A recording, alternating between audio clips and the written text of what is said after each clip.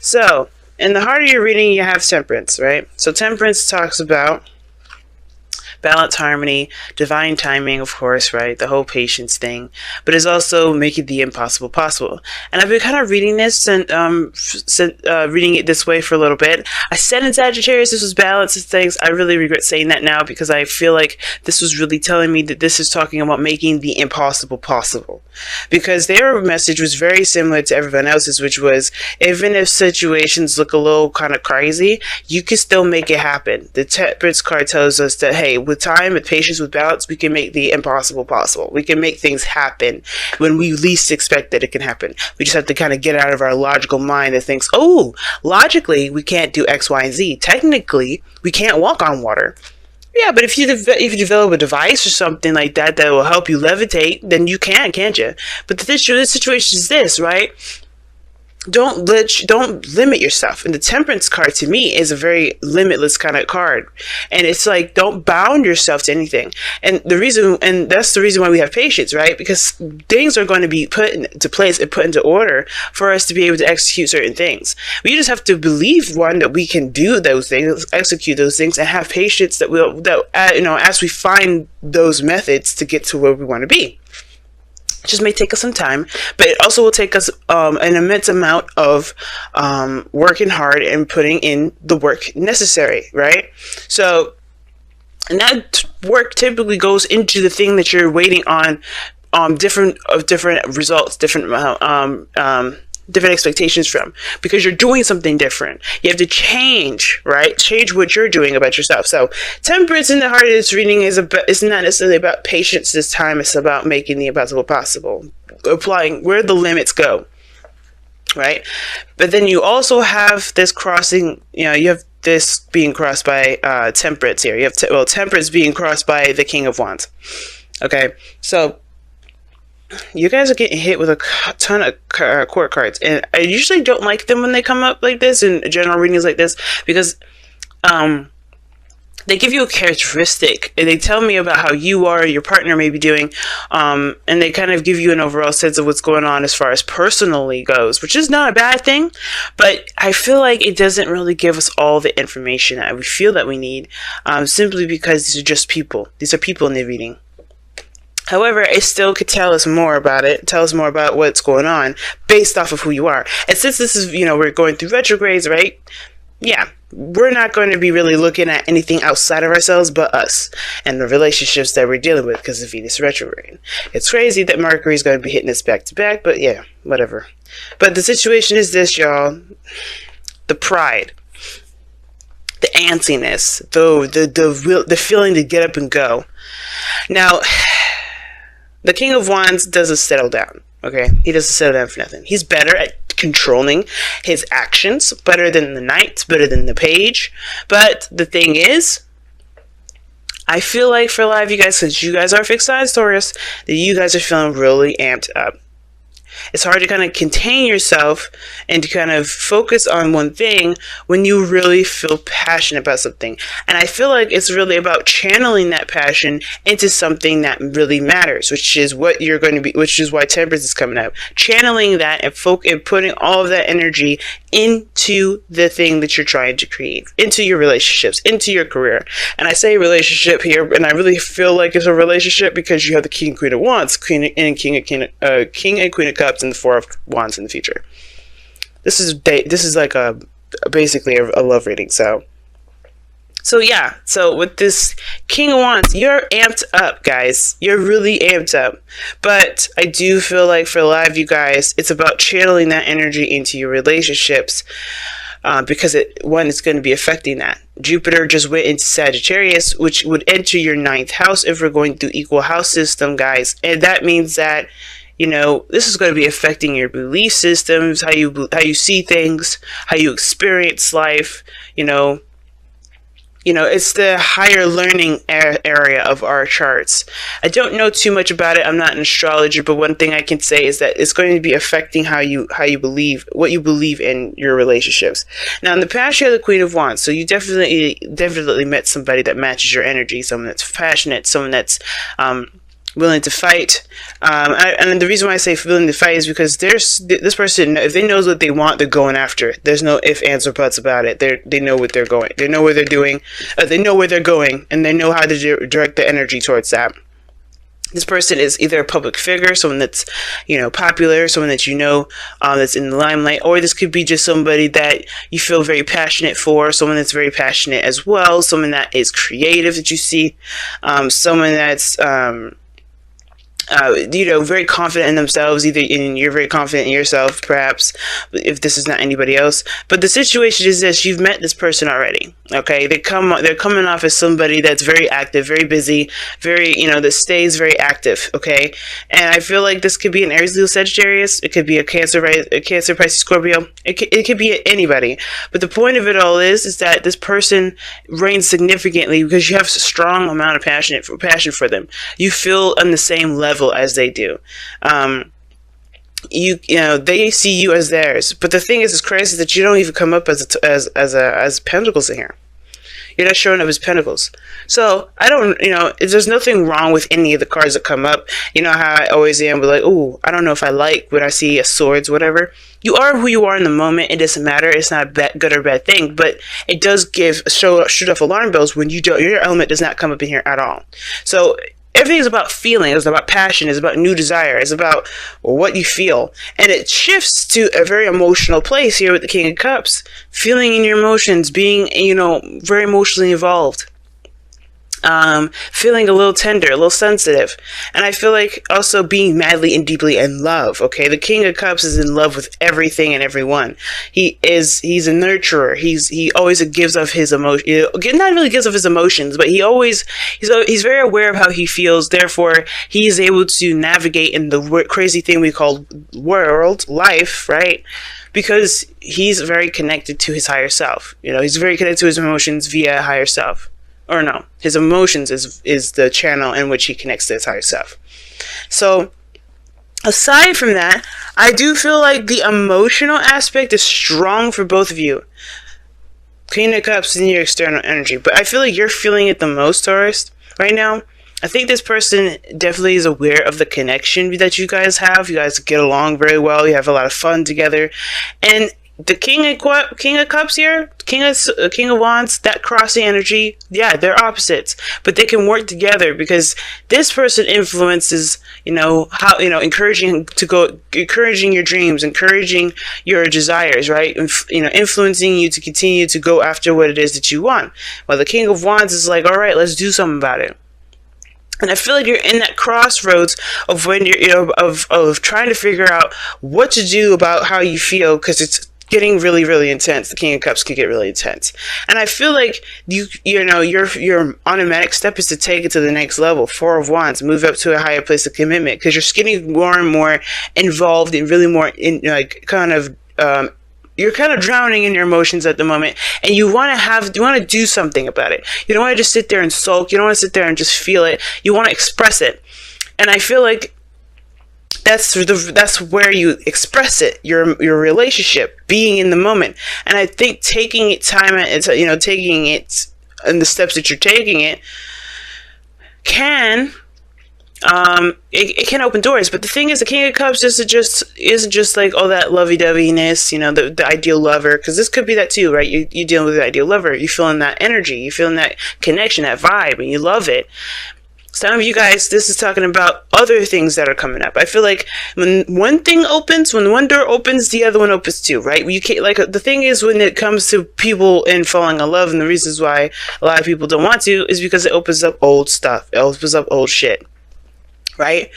Death is coming up in your external energy. So yeah, the reason why you feel a little antsy right now is because you're getting rid of stuff. You're cleansing stuff right now.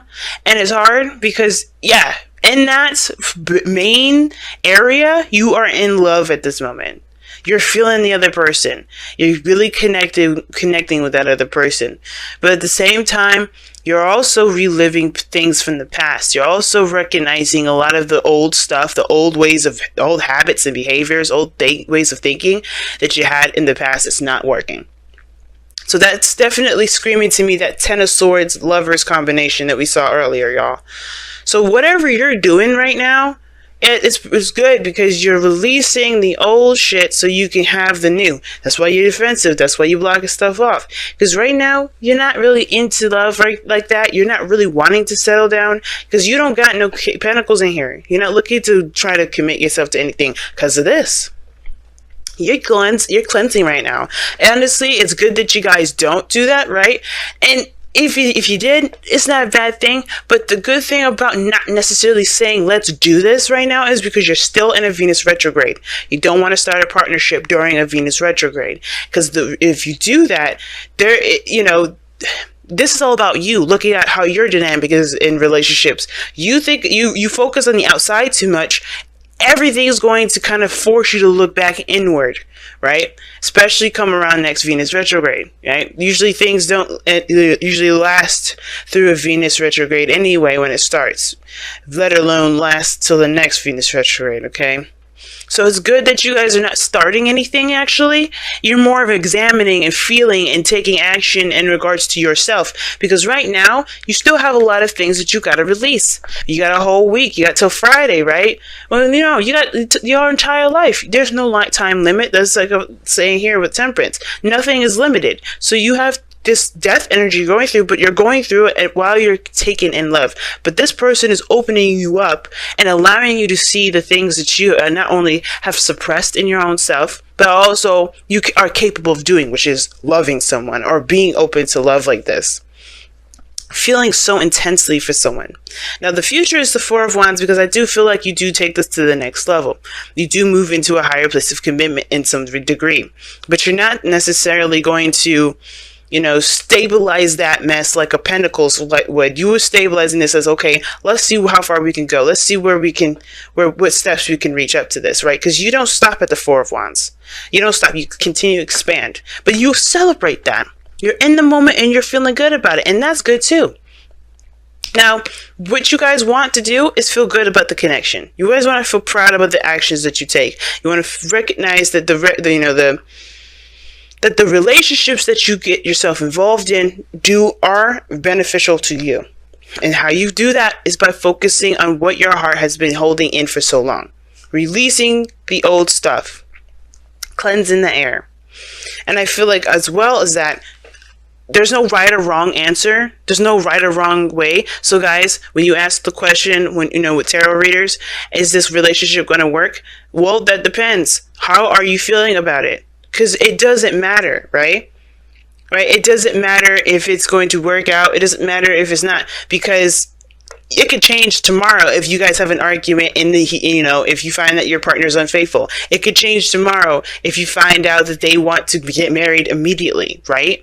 Anything can happen. So it doesn't matter if it will or not. It's about how you feel about it moment to moment. It's how you feel about it every day for the past however days you've been dating. Now, in your outcome, you have the Queen of Cups. I love it.